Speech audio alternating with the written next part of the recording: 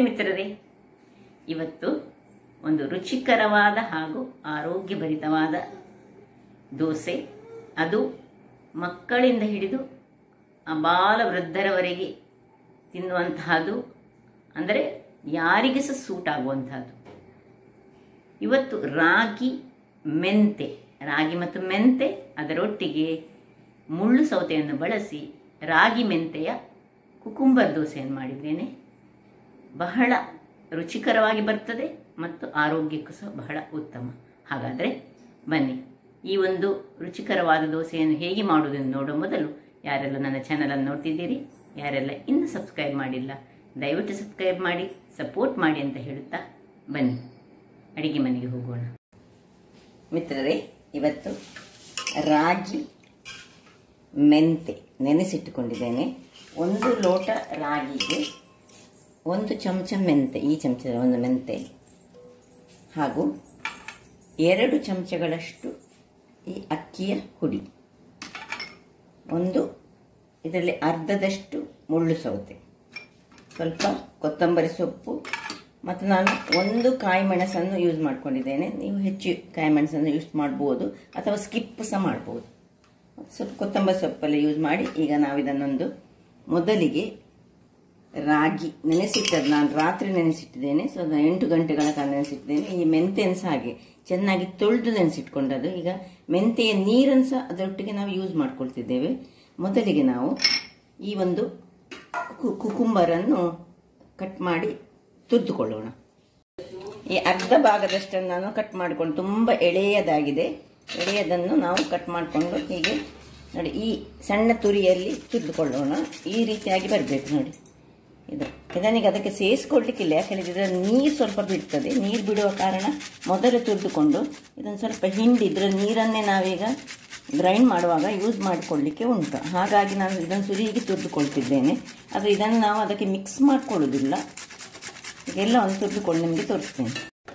ವೀಕ್ಷಕರೇ, ಇಲ್ಲಿ ನೋಡಿ, ಇದನ್ನೆಲ್ಲ ತುರಿದುಕೊಂಡಾಯಿತು. ಈಗ ನೋಡಿ ಇದರಲ್ಲಿ ತುಂಬ ನೀರು ಬಿಡ್ತದೆ. ಈ ನೀರನ್ನೇ ನಾನು ಈಗ ಈ ಗ್ರೈಂಡ್ ಮಾಡುವಾಗ ಹಾಕೊಳ್ತೇನೆ. ಇಲ್ಲಿ ನೋಡಿ ನನ್ನ ಪುಳ್ಳಿಗಳು ನೋಡಿ, 2 ಸಲ ನಮಸ್ತೆ ಮಕ್ಕಳೇ, ನಮಸ್ತೆ ಮನೆ, ನಮಸ್ತೆ ವೀಕ್ಷಕರೇ ಮಕ್ಕಳೇ. ದೋಸೆ ತಿಂದ್ರೆ ರೆಡಿ ಆತರದೆ ಕುಕುಂಬರ್ ಆ್ಯಂಡ್ ರಾಗಿದ ದೋಸೆ. ಓಕೆ ತುಲೆ, ವಿಡಿಯೋ ತುಲೆ, ಮುಲ್ಪ ತುಲೆ, ಮಿತ್ತ ತುಲೆ. ನಮಸ್ತೆ ಮಕ್ಕಳೇ ಅಂತ. Good good good good. ಇನ್ನೀಗ ಇಲ್ಲಿ ನಾವು ನೀರನ್ನು ಒಂದು ಮಿಕ್ಸಿ ಜಾರಿಗೆ ತೆಗೆದು ಹಾಕೊಳ್ಳೋಣ.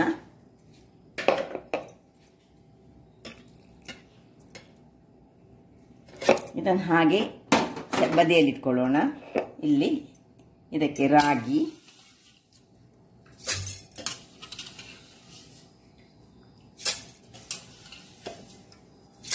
ಹಾಗೂ ಈ ಮೆಂತೆ, ನೆನೆಸಿಟ್ಟ ಮೆಂತೆಗೆ ಅದರ ಒಟ್ಟಿಗೆ ಆ ನೀರನ್ನು ಸಹ ಒಟ್ಟಿಗೆ ಹಾಕ್ಕೊಂಡು, ಅದರ ಒಂದು ತೆಂಗಿನ ತುರಿ ನಿಮಗೆ ಎಷ್ಟು ಬೇಕು ಅಷ್ಟನ್ನು ಹಾಕ್ಕೊಳ್ಬೋದು. ಇನ್ನು ಇಲ್ಲಿ ನಾನು 2 ಚಮಚದಷ್ಟು ಅಕ್ಕಿಯ ಹುಡಿಯನ್ನು ತೆಗೆದುಕೊಂಡಿದ್ದೇನೆ. 2 ಚಮಚ ಅಂತ ಹೇಳಿದರೆ ಈ ಚಮಚದಲ್ಲಿ 2 ಚಮಚದಷ್ಟು ಅಕ್ಕಿ ಹುಡಿ. ನೀವು ಅಕ್ಕಿ ಹುಡಿಯ ಬದಲು ಗೋಧಿ ಹುಡಿ ಸಹ ತೆಗೆದುಕೊಳ್ಬೋದು, ಅಥವಾ ಇನ್ಯಾವುದೇ ಈ ಕಾರ್ನ್ ಫ್ಲೋರ್ ಸಹ ತೆಗೆದುಕೊಳ್ಬೋದು. ಆದರೆ ನಾನಿಲ್ಲಿ ಅಕ್ಕಿಯ ಹುಡಿಯನ್ನು 2 ಸ್ಪೂನಷ್ಟು ತೆಗೆದುಕೊಳ್ತಿದ್ದೇನೆ. ಇದನ್ನೆಲ್ಲ ಚೆನ್ನಾಗಿ ಸ್ವಲ್ಪ ಉಪ್ಪನ್ನು ಹಾಕ್ಕೊಂಡು ಗ್ರೈಂಡ್ ಮಾಡಿಕೊಳ್ತೇನೆ. ರುಚಿಗೆ ತಕ್ಕಷ್ಟು ಉಪ್ಪು. ಈಗಲೇ ಈ ತುರಿದಿಟ್ಟದನ್ನು ಹಾಕೊಳ್ಳಿಕ್ಕಿಲ್ಲ, ನಾನು ಹಾಕೊಳ್ಳೋಣ. ಹಾಕ್ಕೊಂಡು ಒಂದು ಗ್ರೈಂಡ್ ಮಾಡಿ ತರ್ತೇನೆ. ವೀಕ್ಷಕರೇ, ಇಲ್ಲಿ ನೋಡಿ ಗ್ರೈಂಡ್ ಆಗಿ ಬಂತು. ಸಪೋಸ್ ನಿಮ್ಮ ಹತ್ರ ಅಕ್ಕಿ ಹುಡಿಯಲ್ಲಿ ಇರದಿದ್ರೆ ನೆನೆ ಹಾಕುವಾಗಲೇ ಒಂದು 2 ಚಮಚದಷ್ಟು ಅಕ್ಕಿಯನ್ನು, ರಾ ರೈಸ್, ದೋಸೆ ರೈಸನ್ನು ನೆನೆ ಹಾಕಿದ ಸಹ ಹಾಗೆ ಸಾಕ್ತದೆ ನೋಡಿ. ಇದಕ್ಕೆ ಟ್ರಾನ್ಸ್ಫರ್ ಮಾಡ್ತಿದ್ದೇನೆ. ಒಳ್ಳೆ ಫೈನ್ ಆದ ಪೇಸ್ಟ್ ಬೇಕು ನಮಗೆ. ಸ್ವಲ್ಪ ಇದಕ್ಕೆ ನೀರನ್ನು ಹಾಕ್ಕೊಂಡು ಇನ್ನೊಂದು 3 ವಸ್ತುಗಳನ್ನಕ್ಕೆ ಸೇರಿಸ್ಕೊಳ್ಲಿಕ್ಕೆ ಉಂಟು. ಇದು ಆರೋಗ್ಯಕ್ಕೆ ಬಹಳ ಒಳ್ಳೆಯದು. ಅದು ಸಹ ಮಕ್ಕಳಿಗೆ ಕೊಟ್ಟರೆ ಮತ್ತೆ ಸಹ ಬಹಳ ಅತ್ಯುತ್ತಮ ಅಂತ ಹೇಳ್ಬೋದು. ಇದೊಂದು ಅತ್ಯುತ್ತಮವಾದ ದೋಸೆ ಅಂತ ಹೇಳ್ಬೋದು ನಾವು. ಯಾರಿಗೆ ಸಹ, ಸಣ್ಣ ಮಕ್ಕಳಿಂದ ಹಿಡಿದು ಅಬಾಲ ವೃದ್ಧರವರೆಗೆ ಯಾರಿಗೆ ಸಹ ಬೇಕಾದಂತಹ ಒಂದು ದೋಸೆ. ಇದು ರುಚಿಯಾಗಿ ಸಹ ಬರ್ತದೆ.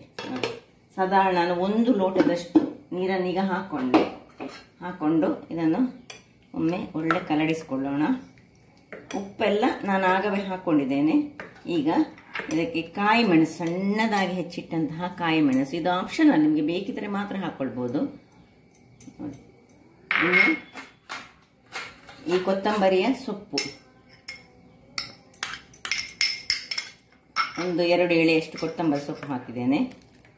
ಇನ್ನು ಸಹ ದಪ್ಪ ಉಂಟು ಇದು, ರಾಗಿ ಹಾಗೆ ಯಾವಾಗಲೂ ಎಷ್ಟಾದರೂ ಸಹ ದಪ್ಪವೇ ಬರುವುದು. ಇನ್ನು ಈ ಕುಕುಂಬರ್ ಏನನ್ನು ನಾವು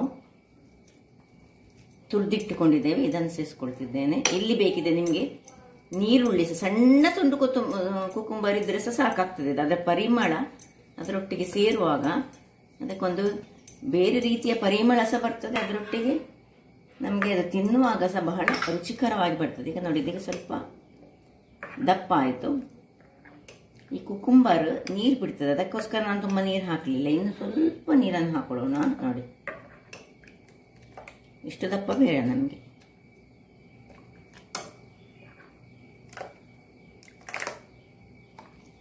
ಇನ್ನೊಂದು ಅರ್ಧ ಗ್ಲಾಸ್ನಷ್ಟು ನೀರನ್ನು ಹಾಕೊಂಡೆ.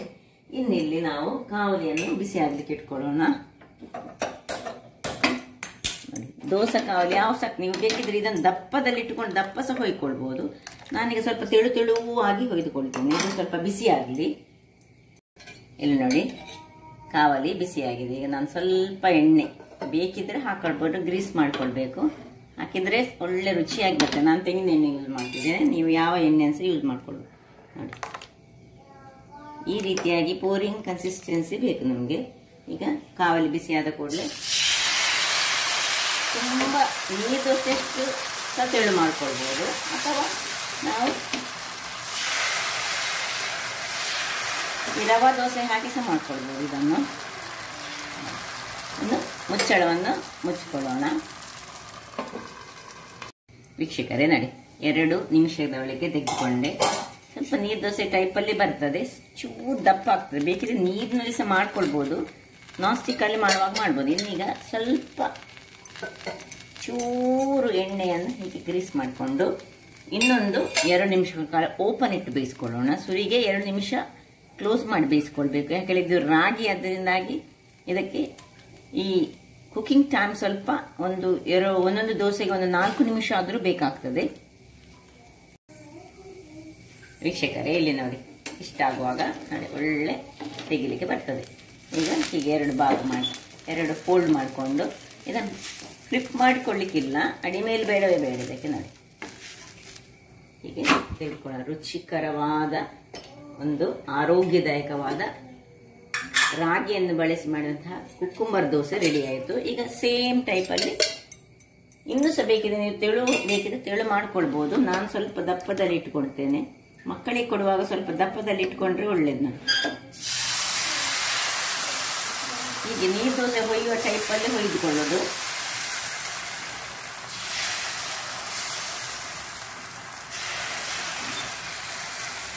ತುಂಬ ಫುಲ್ ಕವರ್ ಮಾಡ್ಕೊಳ್ತೀವಿ.